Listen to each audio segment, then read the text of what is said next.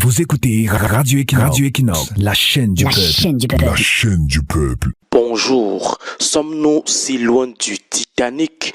Sommes-nous si loin de ce célèbre bateau géant et insubmersible qui avait finalement coulé en 1912? Le Cameroun n'est-il pas encore entré en collision avec sa part de iceberg?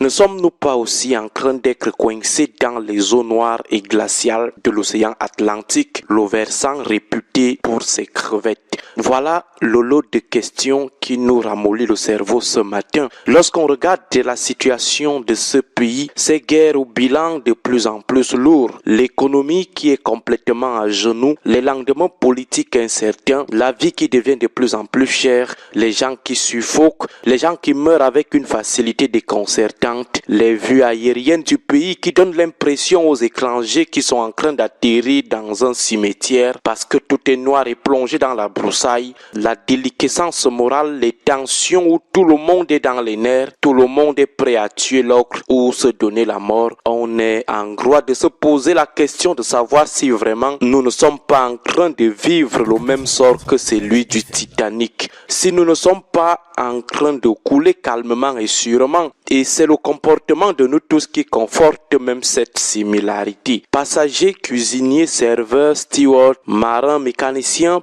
personnel hôtelier, équipage, tout le monde sait ce qui se passe mais refuse d'admettre que la situation est grave. Même ceux à qui l'eau arrive déjà à mi-cuisse ne nous renseignent pas sur la gravité de la situation, sur le destin tragique qui frappe déjà et a de fortes chances de se généraliser. Ceux qui sont en première classe, les en haut d'en haut, comme ces richissimes aristocrates du Titanic, la famille du fiancé de Rose, se disent que seuls les passagers de troisième classe, les en bas d'en bas comme les Jack qui ont déjà les pieds dans l'eau vont périr. Ils sont convaincus que les eaux ne vont pas les engloutir à leur tour.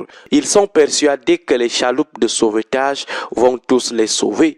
Ils croient qu'ils pourront monnayer pour trouver rapidement une place dans les embarcations de secours qui privilégient pourtant les enfants et les femmes. Ils comptent utiliser les billets de banque pour acheter leur sauvetage auprès de l'officier qui organise les évacuations. Ils comptent utiliser les armes pour abattre les Tommy et les Fabricio, les amis en bas de Jack qui s'opposent au forcing de cet aristocrate qui veut forcer son évacuation alors qu'on a dit les femmes et les enfants d'abord. Pense-t-il aussi s'emparer d'une fillette, l'utiliser comme prétexte pour embarquer sur un des derniers canaux comme le fait Carl, le richissime fiancé de Rose? Les gens du 6 novembre ne sont pas si loin de cet équipage zélé qui refuse catégoriquement de considérer les alertes du chavirement du navire. Ils ferment même les grilles de leur cabinet pour que les en bas, passagers de troisième classe qui ont déjà les hanches dans l'eau, ne viennent plus les agacer avec les cris d'alerte.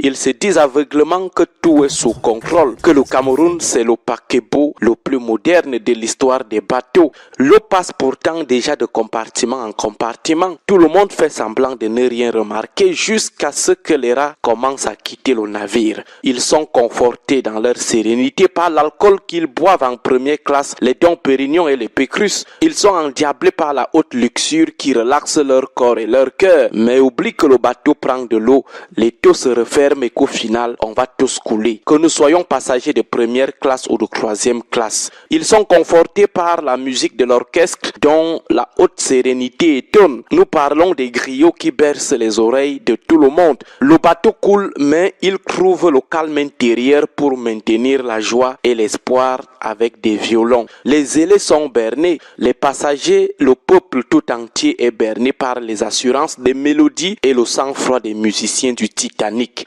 Même lorsque la panique générale éclatera, les musiciens, les griots du régime continueront à maintenir un air de violoncelle endormissant. Ces 8 membres de l'orchestre continuent de chanter alors qu'ils sont conscients qu'ils vont aussi périr. Les griots musiciens du renouveau attendent-ils aussi entonner la chanson finale intitulée « Plus près de toi, mon Dieu » avant de comprendre que la situation ne méritait pas une once de violon. De toutes les façons, continuons dans notre sérénité légendaire, même face aux guerres de plus en en plus meurtrière qui nous frappe. Plus de 4000 morts, plus de 5000 morts. Attendons tous demander à nos mères le moment venu, maman, les petits bateaux de sauvetage qui vont sur l'eau ont-ils des ailes? Mais rassurons-nous, le moment venu, la réponse sera non. Donc, pas d'assez de chance que ces petits bateaux fassent beaucoup de tours éclairs d'avion pour nous sauver tous. C'est là où nous comprendrons tous que la prévention reste la meilleure riposte. Bonne journée à tous.